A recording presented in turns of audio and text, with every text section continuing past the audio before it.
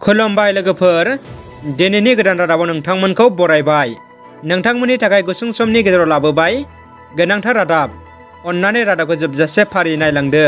गिबि खौराङाव दङ, बुहुमनि हेन्डसामसिन सुबुंखौ 3 बोसोरनि थाखाय जेल फोसावबाय।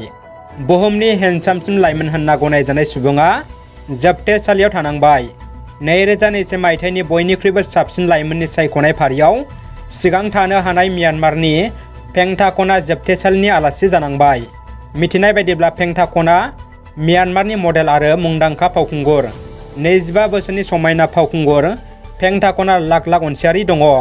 मुंदांखा फावखुंगुरा मोनसे दायनि थाखाय जोबथेसालिनि साजा मोनो।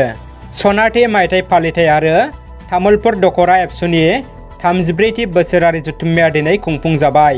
तामुलपुर दख'रा एबसुनि गेवलां मेलाव गाहाय आलासि महरै बाहागो लायो बिटिआरनि चिफ प्रमद बर'आ।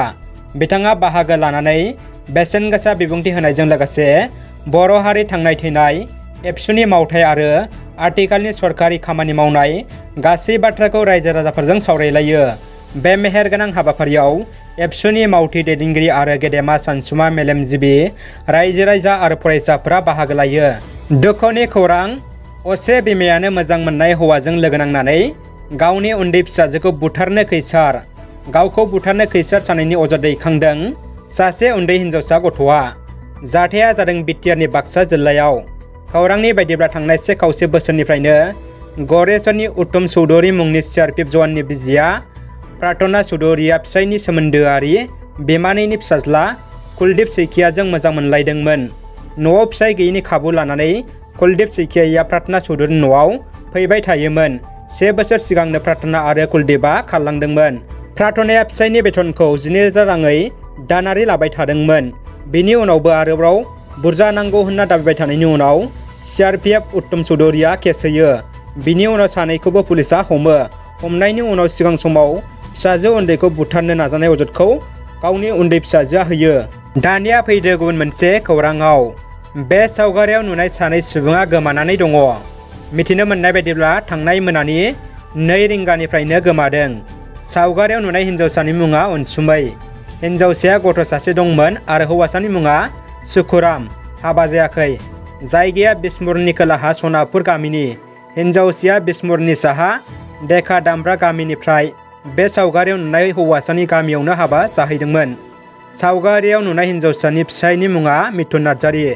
नोंथांमोना बिसोर सानैखौबो बबावबाफोर नुबाय बायोब्ला न'खरनि सुबुंफोरा हमनानै दोननो आरो नैबे 8474092827 नाम्बाराव कल खालामनो खावलायहरदों।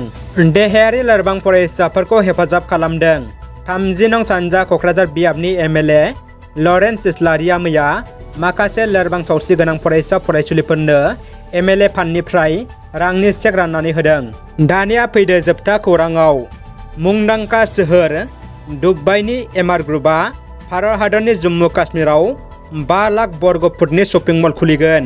खौरांनि बायदिब्ला दुबाइनि रियेलिटि फार्म एमआर प्रपार्टिया श्रीनगराव 5 लाख बर्ग फुटनि शपिं मल खुलिनो थांखि लादों आरो बिनि थाखाय दुबाइ सरकार आरो जम्मु काश्मीर सरकारनि गेजेराव सक्तिनि साइन जाबाय होनना मिथिनो मोन्दों। रादाबा एसेनोसै लोगोफोर। रादाबखौ जोबजासे नायनायनि थाखाय गासैनिसिमबो गोजोननाय बावहरबाय।